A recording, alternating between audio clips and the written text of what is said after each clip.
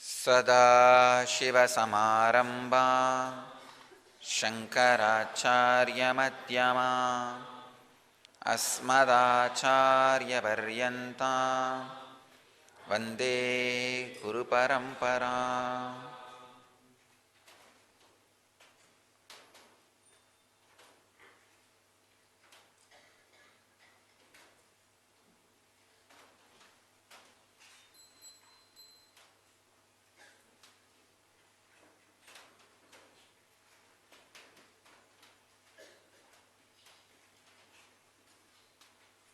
I welcome you all with my love and respects. Today I will continue on the yesterday's sutra, the sutra which I was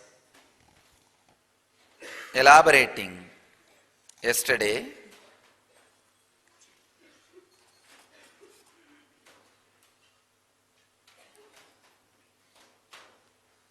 Ahimsa, Satya, Asteya, Brahmacharya, Aparigrahaha, Yamaha.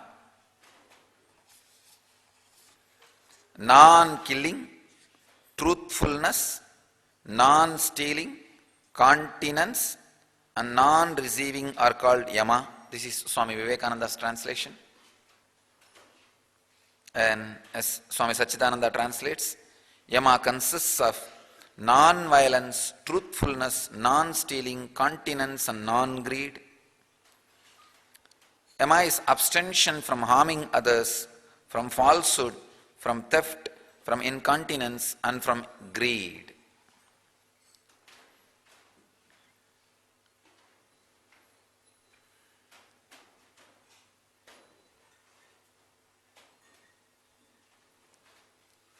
We need to understand Yama first. As I said yesterday, Yama is not just the law, the energy which makes the law into reality. Law enforcement energy. Both are called Yama.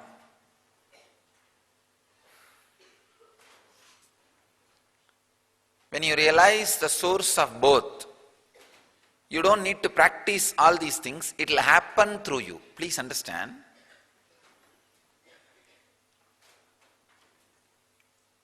You are supposed to work for enlightenment. You are supposed to look in and unclutch. When you unclutch, this is the way your expression happens. Like a breeze, you will be untouched. These great vratas, I can say more than the word vrata, the word flow, that will be the right word. These 5 great expressions will be just your quality. It will be just flowing through you. Please understand. When a man does not have any thought during the breathing, his whole breathing is pure prana energy, no thought, pure prana energy. That is why he can just blow away the people. It's a pure energy. That is why any word which comes out of that air directly gives you the energy and experience and elevates you. See, during the process, all the deeper process you do, nothing is used there except my word. I just say, let all the memories in your system be healed or disappear. That's all. Words. But they are so powerful, your very being shakes. Sometimes it comes out in the form of word or formless air. But whatever way it comes out, it just straight away starts working, creating energy in you. when you become prana, anything flows through you becomes prana. So when you become Brahman, the way of life you live is brahmacharya. So put your effort to become Brahman, unclutching. Then how you live is celibacy. The celibacy word is a too poor word to translate brahmacharya. Brahmacharya means living like God. You will live like God. You will live like God. So brahmacharya is not a vow or ordinary vrata. It is a wealth. It is a luxury. It's an extraordinary ecstasy. Brahmacharya is an extraordinary inner experience. Freedom from the other person, freedom from the partner, freedom from the other, without depending on the another body to give pleasure, just your own inner spiritual ecstasy, inner spiritual being. The other day I was describing this Divya Sariris who sit around me as Divya Sariri. I was telling them that they were describing that when they get into that Kundalini experience and the spiritual experience, it is such an intense ecstasy in the body. I said, after this ecstasy experience only you can start the brahmacharya life. Because you don't need somebody from outside. Just remembrance, enough. You are there in ecstasy. You are there in bliss. Smarana matrena. Just by remembrance, the bliss. Smarananandam. Just by remembrance, the bliss.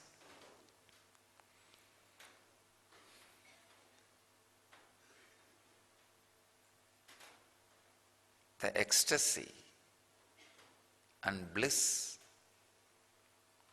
of every law here Patanjali describes as brahmacharya or non-violence. Non-violence is such a joy.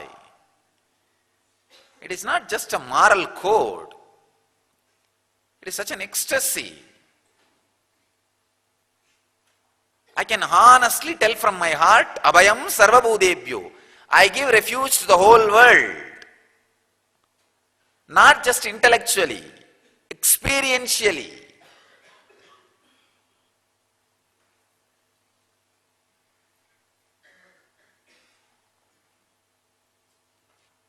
Somehow in my heart, that non-violence is residing as a wealth. Understand? It's there in me as wealth. These great vratas are not just vows or rules to be followed, laws to be executed. They are wealth to be enjoyed. Understand? From the other dimension. Celibacy is a too poor word. Brahmacharya, living like God. It's a wealth to be enjoyed. Not having the need or the craving for another one body to give you pleasure is a wealth. Such big freedom. Brahmacharya is a wealth. Non-violence is a wealth. Aparigraha is a wealth. Aparigraha means living with minimal things. I am talking about living with minimal things, sitting in a golden throne and wearing the golden kandi. Because without these two also, I can be in the same highest blissful mood and express the same great truths beautifully and strongly, clearly as I am doing now. Then you may have the doubt, then why this golden throne and why this golden kandi? these two are here just to add the status to the great ideas I am expressing and I am representing. Not to me. Understand? If it is for me, without this, then I should not be able to express what I am expressing, what I am radiating. No. I can sit in an ordinary, not even sit on the floor, and express what I am expressing verbally or through energy.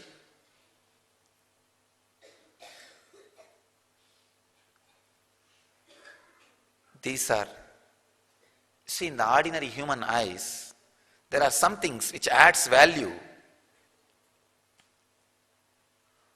to what is represented. That is why in the Hindu tradition on the deities and gods we put so much of gold, so much of silk clothes, so much of valuable items, just giving a statement. So I am giving a statement to the world. The ideas which I am expressing, the ideology which I am representing is worthy of being worshipped with this golden throne and the golden kandi. That's all. That is the reason, not just me. Anybody who sits and teaches as Acharya in the Dhyanapidam, I have given golden throne for them. Of course, even this throne is not golden, it is made out of copper and gold painted. Anybody who, in the ashram who conducts class, the Yen Satsangs, who does the job of sharing these great truths, sits in golden throne and wears the golden kandi. So it is a job. When somebody does that job, they receive that respect. That's all. The throne and the kandi is given for the truth which is represented. Sometimes I see funny scenes. These acharyas, they sit in the golden throne, wear the golden kandi and take classes and teach everything. In garden he is a gardener. In the IT department he is a software engineer. The throne is an acharya. That's all. So these are like tools and instruments to give a statement, nothing else. Aparigraha means non-stealing, non-violence, non-stealing. These are great wealths. These great qualities are great wealths. Living with minimal things is one of the great wealth you acquire, because your body and mind is prepared to live wherever you want. It is such big freedom. Satya, Asteya, Aparigraha, Ahimsa, Brahmacharya. Please understand. The truth,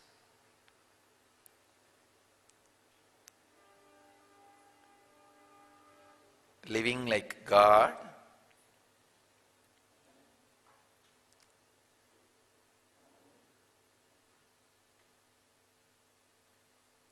being non-greedy,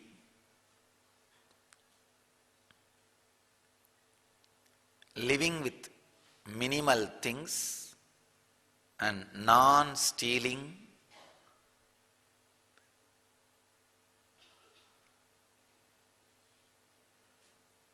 and non-violence. These are some of the greatest wealths.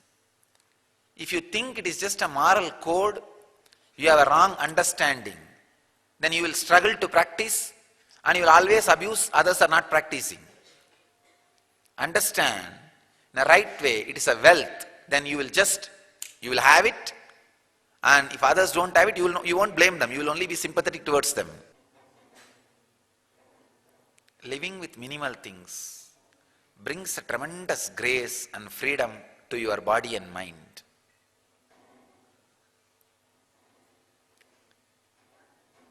Living like God just makes you experience the ecstasy. Living with non-violence, you will have a deep, restful awareness inside you, understand? When you have violence towards somebody, please understand, you are having violence inside you. Violence is like fire, first going to burn you before you put it on others.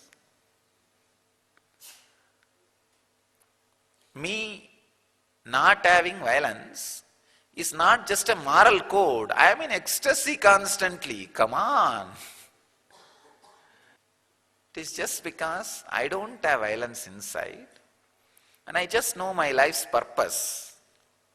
I'm just going ahead with my life's purpose.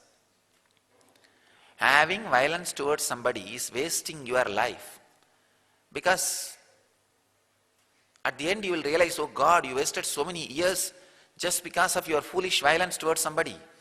You have come here to achieve something in your life, but you got stuck with somebody else's life. Surely you never come down to disturb somebody's life. You come down to enrich your life. But you are wasting your time and energy in disturbing somebody's life. Suddenly you will see a strong blow happening in your life and telling you, you wasted your life. That is the punishment for being violent and trying to disturb others' life. So, understand the truth of non-violence, ahimsa, non-stealing, asteya, living with minimal things, aparigraha, brahmacharya, living like God. Understand the truth of all these four. That is what is truth. Truth does not mean here, satya does not mean just like a parrot talking only the facts. Talking only the facts is one dimension of truth. Understanding the truths of all these things properly is truth. That is satya. Satya is not just talking the facts. It's a one dimension of satya. But satya means understanding the truths of life.